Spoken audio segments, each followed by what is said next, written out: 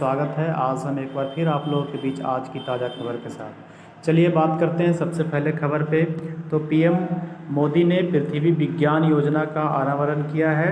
तो प्रधानमंत्री श्री नरेंद्र मोदी के नेतृत्व में भारत सरकार ने पृथ्वी विज्ञान मंत्रालय की एक व्यापक योजना पृथ्वी विज्ञान नामक महत्वाकांक्षी पहल शुरू की है। 4,797 करोड़ रुपये के महत्वपूर्ण बजट के साथ यह कार्यक्रम 2021 से 26 तक चलेगा, जो भारत में पृथ्वी विज्ञान के अध्ययन और समझ में एक नए युग का प्रतीक है। आगे बात करते हैं। पृथ्वी योजना का उद्देश्य विभिन्न पृथ्वी प्रणालियों के साथ हमारी समझ और बातचीत में क्रांतिकारी परिवर्तन लाना है। चलिए बात करते हैं आगे। AIRIA का नया अध्यक्ष नियुक्त किया गया है शशि सिंह को। भारत के रबड़ उद्योग और प्रतिनिधित्व करने वाले अग्रणी संस्था all India rubber industrial association ने हाल ही में एक महत्वपूर्ण नेतृत्व परिवर्तन की घोषणा की है। रमेश केजरीवाल की जगह शशि सिंह को नया अध्यक्ष चुना गया है। यह परिवर्तन AIRIA के लिए एक नए युग का प्रतीक है, जिससे सिंह एसोसिएशन के मिशन और लक्ष्यों को आगे बढ़ाने के लिए तैयार है। रबड़ उद्योग में 2 दशकों से अधिक समृद्ध इतिहास के साथ सिंह AIRIA का एक अभिन्न अंग रहे हैं। आगे बात करते हैं। नादिया कैल्विनो यूरोपीय निवेश बैंक के नए अध्यक्ष के रूप में नियुक्त हुई है। नादिया कैल्विनो, ये जो फोटो में दिख रही है नादिया कैल्विनो को 1 जनवरी को पदभार ग्रहण करने यूरोपीय निवेश बैंक का नया अध्यक्ष नामित किया गया है। यह ऐतिहासिक कदम नादिया कैल्विनो को यूरोपीय निवेश बैंक का नया अध्यक्ष नामित किया गया है, जो 1 जनवरी को पदभार ग्रहण कर ली।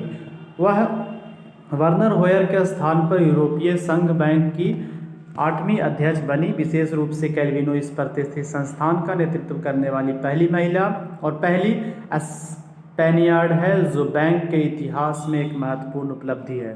चलिए बात करते हैं आगे। बंगाली लेखक शिशेंद्रु मुखोपाध्याय को कुवेम्पु पुरस्कार 2023 से सम्मानित किया गया है। ये जो फोटो में दिख रहे हैं शिशेंद्रु मुखोपाध्याय हैं। और बात करते हैं आगे। प्रसिद्ध बंगाली लेखक शिशेंद्रु मुखोपाध्याय को दिवंगत कवि कुवेम्पु के सम्मान में भारतीय भाषाओं में उनके महत्वपूर्ण योगदान का जश्न मनाते हुए 2023 कुवेम्पु राष्ट्रीय पुरस्कार से सम्मानित किया गया है। उनके साहित्यिक योगदान और प्रतिष्ठित मान्यता में प्रसिद्ध बंगाली लेखक शिशेंद्रु मुखोपाध्याय को 2023 कुवेम्पु राष्ट्रीय पुरस्कार से सम्मानित किया गया है। आगे बात करते हैं इनके बारे में। दिवंगत कन्नड़ कवि कुवेम्पु के सम्मान में यह पुरस्कार दिया जाता है। आगे देखते हैं। अमित शाह ने किसानों के लिए तूर दाल प्रोक्योरमेंट पोर्टल लॉन्च किया है। तूर दाल के लिए प्रोक्योरमेंट लॉन्च किया गया है। किसके द्वारा? अमित शाह के लिए। अमित शाह अभी भारत के गृह मंत्री और साथ साथ सहकारिता मंत्री भी हैं। आगे बात करते हैं। केंद्रीय सहकारिता मंत्री अमित शाह ने किसानों के लिए खास पोर्टल लॉन्च किया है। इसके जरिए दाल बेचने वाले किसानों को सीधा फायदा होगा। उन्हें अपनी फसल बेचने के लिए किसी भी बिचौलियों की ज़रूरत नहीं होगी। तूर दाल की खेती के लिए किसान को अब अपनी फसल के बारे में चिंता करने की ज़रूरत नहीं है। केंद्रीय मंत्री अमित शाह ने 4 जनवरी को तूर दाल प्रोक्योरमेंट पोर्टल लॉन्च कर दिया है। आगे बात करते हैं। वाइस एडमिरल दिनेश त्रिपाठी नौसेना के उप प्रमुख के रूप में नियुक्त हो गए हैं। दिनेश त्रिपाठी याद रखिएगा, आपका नौसेना के उप प्रमुख हैं। अगर बात करते हैं नौसेना के प्रमुख कौन हैं, तो आर हरि कुमार हैं। चलिए आगे बात करते हैं। 4 जनवरी 2024 को vice admiral Dinesh Tripathi AVSNM को एक प्रतिष्ठित नौसैनिक करियर में सफलता हासिल करते हुए आधिकारिक तौर पर नौसेना स्टाफ के रूप में उप प्रमुख के रूप में पदभार संभाला। इस महत्वपूर्ण पद की प्राप्ति को राष्ट्रीय युद्ध स्मारक पर शहीद नायकों को एक गंभीर श्रद्धांजलि द्वारा चिन्हित किया गया है। सम्मान और संस्मरण के प्रतीक के रूप में वाइस एडमिरल दिनेश त्रिपाठी ने उन बहादुर दिलों को श्रद्धांजलि अर्पित की जिन्होंने राष्ट्र की सर्वोच्च सेवा में सर्वोच्च बलिदान दिया हो। आगे बात करते हैं। प्रधानमंत्री नरेंद्र मोदी को तिरुचि यात्रा के दौरान श्रीरंगम मंदिर पर प्रतिष्ठित पुस्तक मिली। तो देखते हैं इसके बारे में।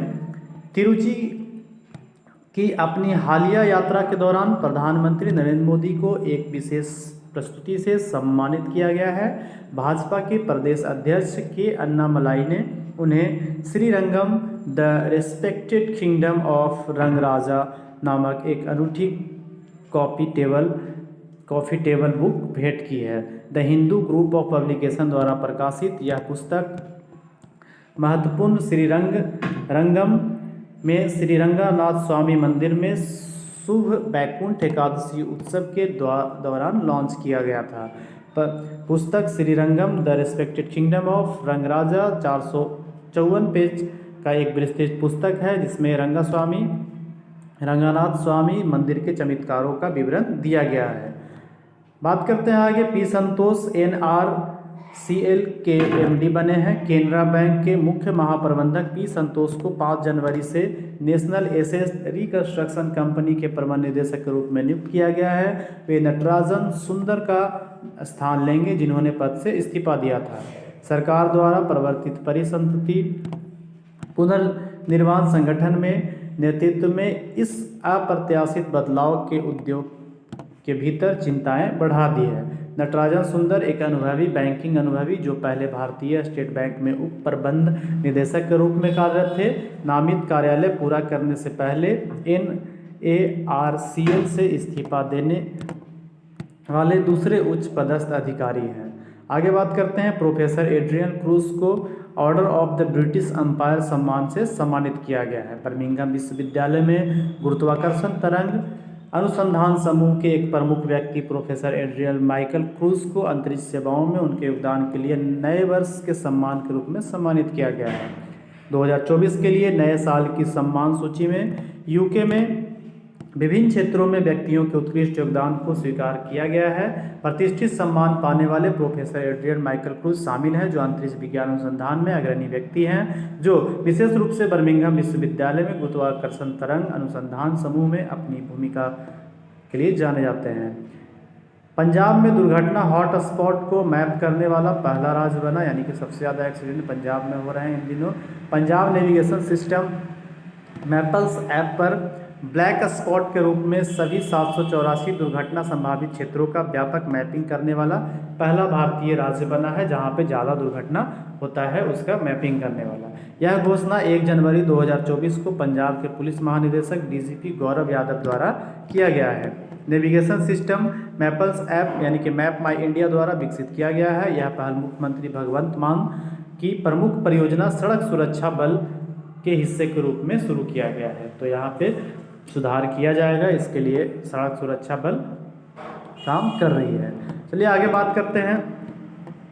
गोवा में 10वीं शताब्दी का कदम शिलालेख मिला है। 10वीं शताब्दी, देखिए शिलालेख का पिक्चर आपके सामने लाया हूँ। तो एक कदम शिलालेख है और कहाँ मिला है? गोवा में। तो एक उल्लेखनीय पुरातात्विक खोज में दक्षिणी गोवा के काकोडा में महावीर मंदिर में 10वीं शताब्दी का एक शिलालेख मिला है, यानी कि पत्थर पे लिखा हुआ। कन्नड़ और संस्कृत दोनों में लिखा गया शिलालेख कदम काल के दौरान एक ऐतिहासिक प्रकरण पर प्रकाश डालता है, जो क्षेत्र के अतीत मूल्यांकन अंतर्दृष्टि प्रदान करता है। उडुपी जिले के मुल्की सुंदर राम शेट्टी कॉलेज में प्राचीन इतिहास और पुरातत्व विशेषज्ञता वाले सेवानिवृत्त एसोसिएट प्रोफेसर T मुरुगेशी ने शिलालेख को सावधानीपूर्वक अध्ययन किया है। पर्यावरणविद राजेंद्र केलकर ने इस ऐतिहासिक रत्न को उजागर करने में सहयोगात्मक प्रयास पर प्रकाश डालते हुए इस खोज को प्रकाश में लाया है। आगे बात करते हैं। जल प्रबंधन के लिए हीरो मोटोकॉर्प्स को CII राष्ट्रीय पुरस्कार से सम्मानित किया गया है, यानी हीरो मोटोकॉर्प ने जल प्रबंधन में उत्कृष्टता के लिए CII राष्ट्रीय पुरस्कार जीता।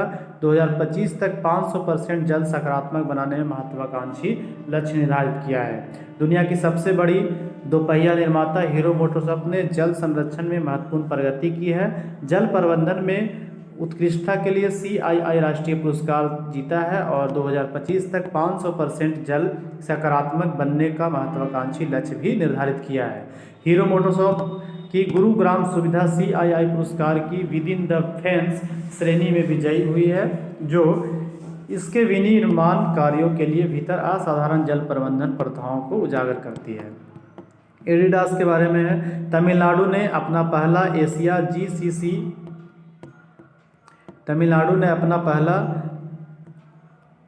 एशिया जीसीसी स्थापित करेगा। प्रसिद्ध एथलेटिक फुटवियर और परिधान दिग्गज एडिडास चीन के बाहर एशिया में अपना पहला और एकमात्र वैश्विक क्षमता केंद्र जीसीसी स्थापित करने अपने वैश्विक परिचालन को बढ़ावा देने के लिए रणनीतिक कदम उठा रहे हैं। आगे बात करते हैं, यह महत्वपूर्ण विकास बहुराष्ट्रीय निगमों द्वारा भारत को अपने जीसीसी स्थापित करने के लिए एक प्रमुख गंतव्य के रूप में चुनने की बढ़ती प्रवृत्ति को रेखांकित करता है, जो देश के प्रचुर सॉफ्टवेयर कौशल का लाभ उठा रही है। आगे बात करते हैं,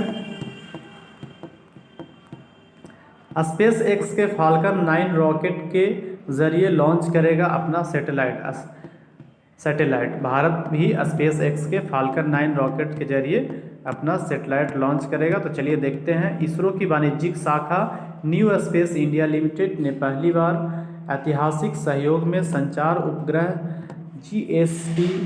GSST 20 लॉन्च करते हुए स्पेस एक्स के साथ साझेदारी की है। एक अभूतपूर्व कदम में भारतीय अंतरिक्ष अनुसंधान संस्थान इसरो की वाणिज्यिक शाखा न्यू स्पेस इंडिया लिमिटेड ने संचार उपग्रह GSAT-20 लॉन्च करने के लिए अरबपति एलन मस्क के स्वामित्व वाली स्पेस एक्स के साथ अपने सहयोग की घोषणा की है।